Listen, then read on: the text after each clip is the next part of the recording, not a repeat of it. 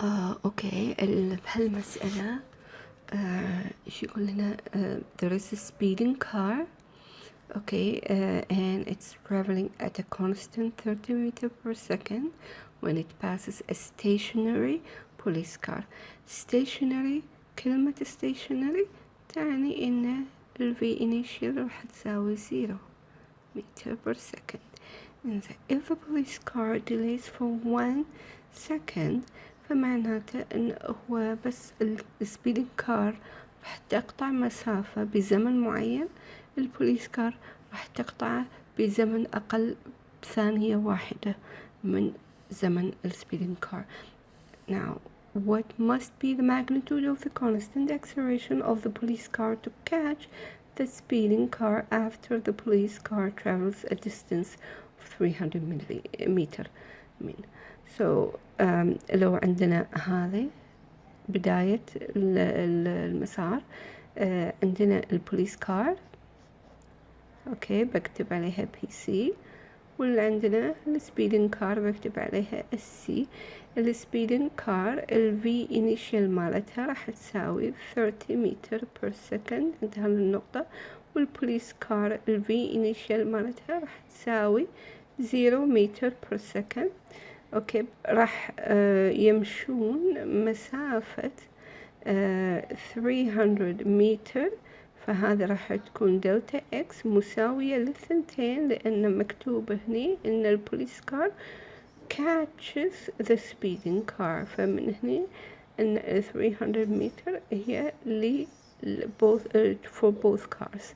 إنزين وصلوا عند هالنقطة هذه البي سي، احنا ما راح نعرف سرعتها، لكن السبيدنج كار راح نعرف إن الفاينل مالتها راح تساوي 30 متر بير سكند، نفس الشيء ما تغيرت. اوكي هي مشت وما تغيرت، فهذا يعني لنا ان الاكسلريشن للسبيدنج كار راح تساوي 0 متر بير سكند سكوير. اوكي لكن هني يبينا نطلع الكونستنت اكسلريشن، لازم احنا نطلعها. هني بالنسبة حق السبيدنج كار راح تقطع 300 متر بزمن وقدره t equal t speeding car، في حين البوليس راح تقطعها في زمن وقدره t بي سي بنسميه كاربون أو كارتو. اوكي راح يساوي تي اس سي ماينس 1 سكند اللي هي 1 سكند. alright الحين حللنا. now what we can do، راح استخدم القانون، واحد من قوانين kinematics، delta x equal v naught t plus half a t square. اوكي هني فيها a فيها t فيها v naught فيها delta x، فالدلتا اكس احنا نعرفها is 300 متر equal v naught 30 متر per second في التي اللي هي تي اس سي، هني بتصير 0. this is for the speeding car.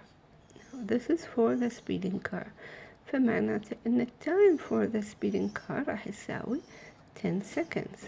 عيل هذا شنو معناته؟ معناته for police car التايم for the police car راح تساوي 9 seconds. احنا استعملنا هذا القانون تي اس سي ماينس 1. اوكي فخذينا 10 هني ناقص 1.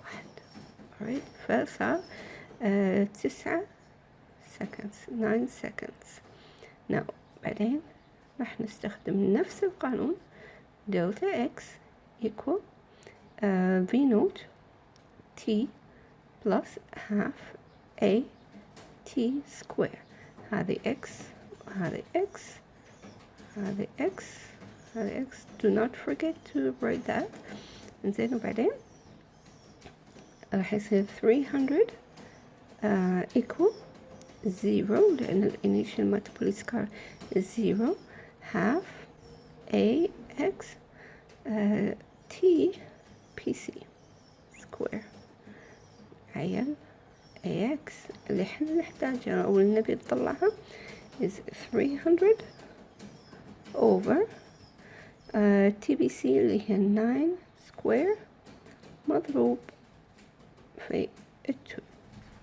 فهذا راح يطلع لنا تقريبا 7.41 meter per second square.